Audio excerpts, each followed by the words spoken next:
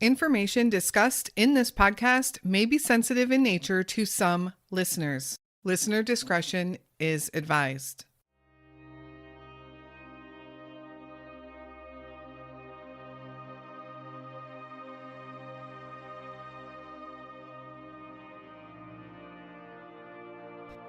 Nathaniel Holmes had learned to play the bagpipes, and at the Colorado Renaissance Festival in 2017, he had the chance to perform alongside his father. His father, Ben Holmes, remembers that day fondly. Nathaniel was a shy kid, and at 17 years old, he was struggling to figure out how to finish his schooling. Life at Arvada High School wasn't really working out. So in the fall of 2017, he decided to try homeschooling. But that wouldn't work out either.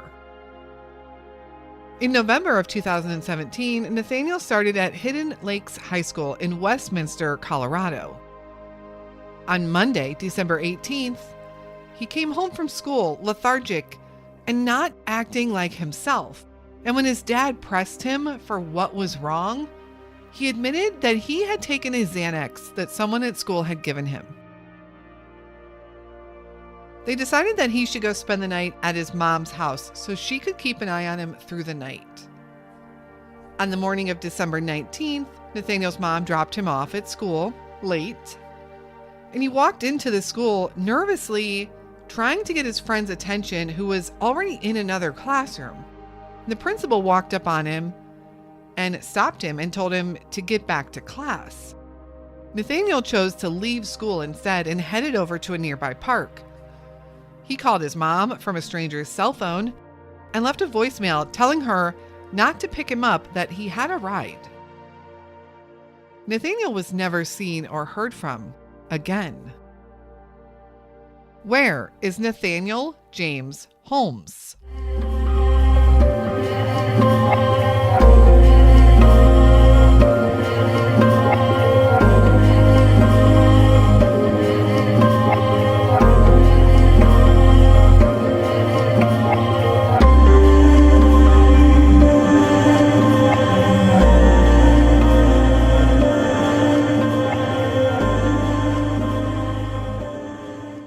Hello, and welcome back to the Where Are They podcast and another unsolved missing person case.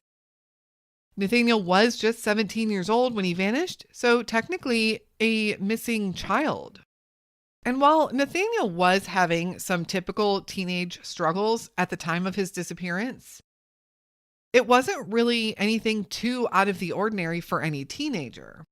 Nathaniel also had a very close-knit family. He has a mother and father, along with 3 siblings who are still searching and hoping to not only find some answers, but to find Nathaniel. As always, you can find all of our contact information in the show notes, along with links to our social media and Patreon, and my email address. Please give us a follow. Send me an email with any case suggestions or feedback that you might have at any time. Now let's get right into the story of missing teenager Nathaniel Holmes. Nathaniel James Holmes was born November 5th, 2000. He grew up with 2 older sisters and 1 younger brother. When Nathaniel was 8 years old, his parents would divorce and all 4 children would remain living with their dad. However, they did visit their mom regularly. Nathaniel, along with his siblings and father, was able to travel all over with his family, places including Canada, Mexico, Scotland. They've scuba dived off the Virgin Islands, and they've gone on nearly a month-long safari in Africa. It seems like the Holmes family was exceptionally close and enjoyed doing things together. Nathaniel also loved to play video games. He enjoyed hunting and fishing, and he was a talented musician. But as a teenager, Nathaniel did have some struggles in school. He was a shy and introverted kid, and he didn't really enjoy school at all. In the fall of 2017, his parents decided to try and enroll him in a homeschooling program. But this didn't work out, however, and Nathaniel struggled with the self-motivation needed to do homeschooling. During this time also, Nathaniel, at 17 years old, was in a small fender-bender car accident, and because of this, Nathaniel's father, Ben, didn't allow Nathaniel to use the car. Also told Nathaniel that he needed to get his grades up and start doing better in school to get the car back. But Nathaniel was still struggling. A couple of friends of Nathaniel's were attending an alternative school in the nearby town of Westminster, Colorado. Specifically, Hidden Lake High School. And after some consideration, Nathaniel's parents decided to enroll Nathaniel there.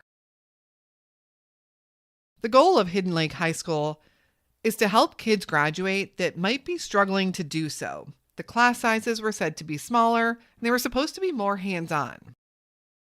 And Nathaniel was on board, especially since he appeared to know some kids that were already enrolled there.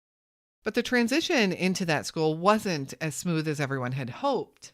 After he began at Hidden Lake High School, Nathaniel quickly became a little more withdrawn and maybe even seemed a little bit depressed.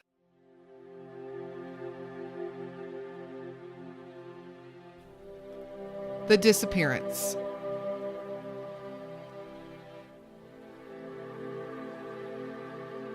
On December 18th, 2017, Nathaniel's dad picked him up from school. Almost immediately, Ben noticed his son was acting differently. He was laying around, and his dad kept asking him what was wrong. Right. Not only did Ben notice Nathaniel being extremely lethargic, but his actions were so strange for Nathaniel that Ben immediately wondered if he had taken something. And sure enough, after some time of his dad pressing for answers, Nathaniel finally admitted that he had taken a Xanax that a friend at school had given him. Nathaniel also said this was the first time he had ever taken anything like this, and his dad was inclined to believe him because he had never seen Nathaniel acting this way before. Naturally, Ben was very upset and worried. He wasn't going to be able to keep an eye on Nathaniel that evening because he had to work. So Ben decided to have Nathaniel spend the night with his mother so she could watch him closely. His father made sure to take away all of his money, thinking that then he wouldn't be able to buy anything else from his friends at school if that's what was happening. And his father, Ben, also remembers that Nathaniel seemed a little bit nervous about going back to school, although Ben wasn't sure why or what those reasons might have been beyond that.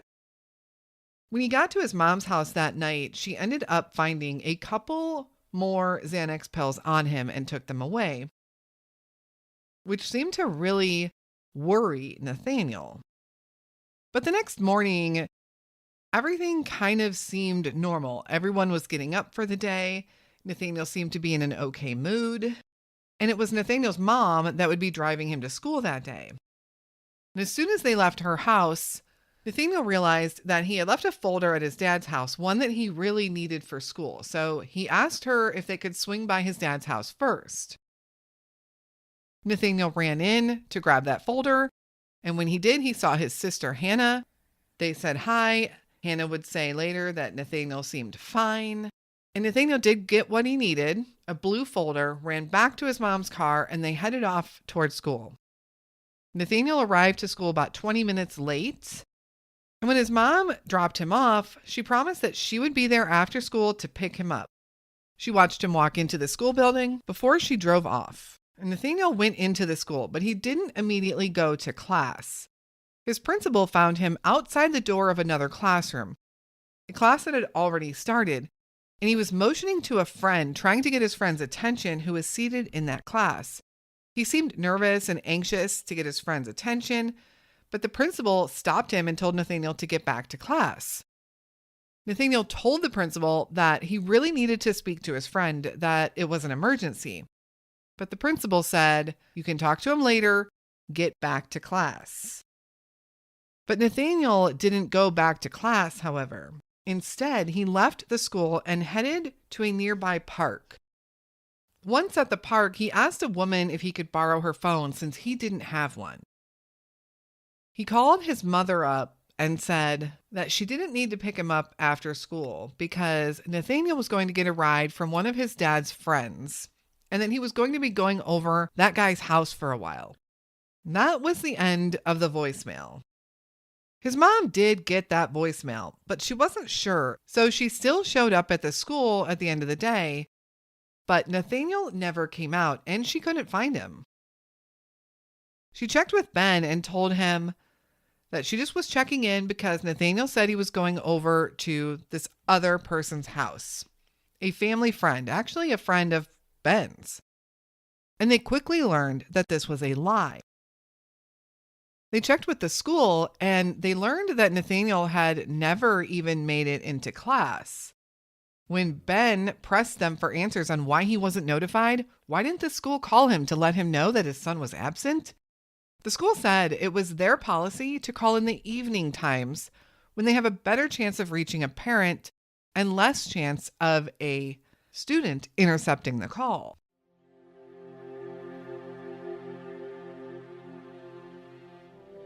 The search.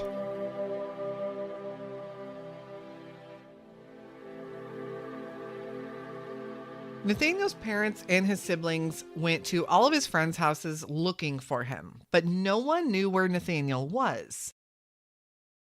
They did alert authorities because right away this was unusual behavior for Nathaniel. He had never run away or disappeared before. But law enforcement, because of Nathaniel's age, believed him to be a runaway who would return home soon on his own. But his family knew something was wrong and they kept searching. They learned about the incident at school from the principal when Nathaniel was frantically trying to get the attention of a friend, saying that it was an emergency. And they spoke to this friend who said he had no idea what Nathaniel would have wanted or what emergency Nathaniel was even talking about. As the family pressed on for answers, the school actually remained uncooperative with them. They just didn't have any answers. And the family was also upset that the school failed to notify them that Nathaniel wasn't in school that day. Every single friend of Nathaniel's that the family spoke to had no idea where Nathaniel could have gone or why he might have been acting the way he was that day that he disappeared. He also had taken no personal belongings with him, and he didn't have a phone or any money. He didn't have his ID. He had nothing with him at all. His family found his iPad in his bedroom, but they were unable to access it. Nathaniel's dad actually tried several times until he was finally completely locked out, and authorities couldn't really help him with that because law enforcement at the time was severely understaffed. Nathaniel's social media wasn't active, and he wasn't really active on social media beforehand either, but it became completely stagnant once he disappeared. So Nathaniel's family continued searching for him every day. Ben even drove through many homeless encampments in and around their part of Colorado looking for any sign of their son. And he did this while switching up vehicles so not to raise any suspicions or alarm the homeless population that he was kind of watching. He hung up posters everywhere, spoke to everyone that he met, and some days he even sets up and plays his bagpipes to raise awareness for Nathaniel, who was also a musician, also a fantastic bagpipes player. Take a listen to this clip with Nathaniel playing the bagpipes alongside his father Ben at the Colorado Renaissance Festival in 2017.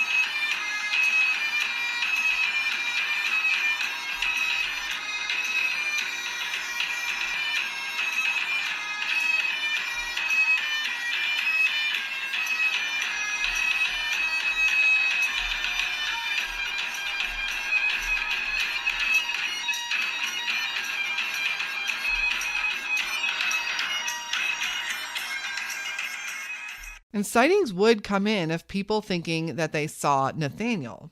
Once, a young man was spotted in Denver with a tuba.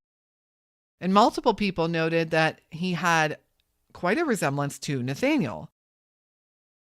And it did spark interest because Nathaniel was a musician. But when his family searched that area, they didn't find anyone that resembled that description. Another promising lead came in from California. A young man there had asked a woman to see her phone for a few minutes, and she let him. While he had her phone, he opened up the Facebook page and went right to the page for missing Nathaniel, and then went to the Facebook page for Ben, Nathaniel's dad. When the woman looked at her phone afterwards because she was curious what the young man had been looking up on her phone, she was immediately struck by how much that young man looked like Nathaniel. She called in the tip, and Ben said he was in that area of California searching for his son within 18 hours. But he found nothing. The Westminster police force is known to be overwhelmed and understaffed, so Ben took a lot of the searching into his own hands. He worked to raise money, and he was able to purchase some surveillance equipment and even drones that would help him search for Nathaniel. His hope was to raise enough money to hire a private investigator to help him as well.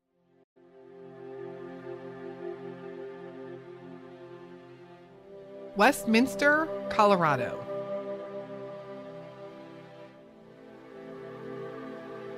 Westminster, Colorado is a city on the north side of Denver, Colorado. Westminster has a population of just over 100,000 residents, but sits just 10 miles from downtown Denver. Arvada, Colorado, where Nathaniel and his family lived, sits just adjacent to Westminster, also minutes from downtown Denver. Nathaniel was living in Arvada with his father and his siblings, but the school he was attending and where he was last seen was in Westminster, Colorado, specifically at the Hidden Lake High School. Hidden Lake School is considered an alternative high school with the purpose of helping kids graduate that are struggling to do so from other schools. Hidden Lake sits right in Westminster. It's a fairly busy area. The school is on a busy 4-lane highway and is surrounded by small businesses and residential neighborhoods. So it does seem interesting that there was no surveillance video found of Nathaniel. And it is probably such a busy area that no one would give a second glance to a 17-year-old walking through the city. There are a lot of public transportation options also from Westminster to not only downtown Denver, but to other areas of the country as well. It's pretty easy to hop on a bus or even a train. But Nathaniel didn't have his ID. And of course, just to the west of Denver is the quite vast and expansive Rocky Mountains. We know that Nathaniel left the school on foot. We know that he borrowed a lady's phone from a nearby park, but we don't know where he went from there. Did someone he know pick him up? Did he take a bus? Or could he have walked somewhere? How could this 17-year-old boy just vanish?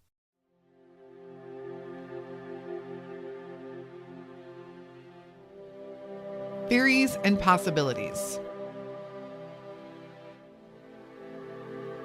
What do people think happened to Nathaniel? Where should we be on the lookout for him? Some people believe that Nathaniel ran away. He had just begun struggling, a little more so than previously. Was this cause enough, though, for him to leave his family and run off? He was very close to his family. But again, sometimes we just don't know what is going on in someone's mind. Authorities have always said they believe this is a likely theory, due in part to his age, 17, and the fact that there has been zero clues or evidence pointing to any foul play or any other suspicious activity or anything at all. Could Nathaniel be living among the homeless population that he was known to visit with sometimes? This is a theory that the family believes is likely as well. And if that is the case, with the homeless being notoriously transient, Nathaniel could be anywhere in the country by now, almost 6 years later. Or could Nathaniel have had an accident? Did he take something that he shouldn't have, more than a Xanax? Or have a reaction to something that he might have taken? But again, if this is the case, where is he? Could Nathaniel have run into foul play? Was there something else going on with someone that Nathaniel knew? Is that possibly why he was frantically trying to get his friend's attention and why he seemed pretty worried when his mom took away the extra Xanax pills he had? What was he really up to? And the school didn't seem too worried about the fact that he obtained these Xanax pills from someone at the school. And a lot of people have said that's probably because the school had a significant drug problem already, enough so that Nathaniel obtaining a couple of Xanax pills didn't seem out of the ordinary at all. Could Nathaniel have harmed himself? But if this is the case, again, then where is he? Police and family are still leaning towards the theory that he ran away for some reason and is possibly living with a homeless population somewhere in Denver or possibly even out of state. But the confusion for the family remains. Why would he run away? They were a seemingly happy and close-knit family. Just because Nathaniel was having a little bit of struggles at the time, it still seemed extremely out of character for him to run away. And Nathaniel was especially close with his older sister, who was only 11 months older than him. At some point, it would seem likely that Nathaniel would at least reach out to her and let her know that he was okay. Where could Nathaniel be at this point? Nathaniel Holmes is described as a Caucasian male, standing 5'9" tall and weighing around 140 pounds when he was last seen in December of 2017. Nathaniel was 17 years old then and would today be 22. Nathaniel has blonde hair and blue eyes. He was also last known to be wearing a black hooded sweatshirt with the words Mirage Recovery, blue jeans, and black sneakers with white soles. Anyone with any information on the whereabouts of Nathaniel Holmes is asked to contact the Westminster Police Department at 303-658-4360.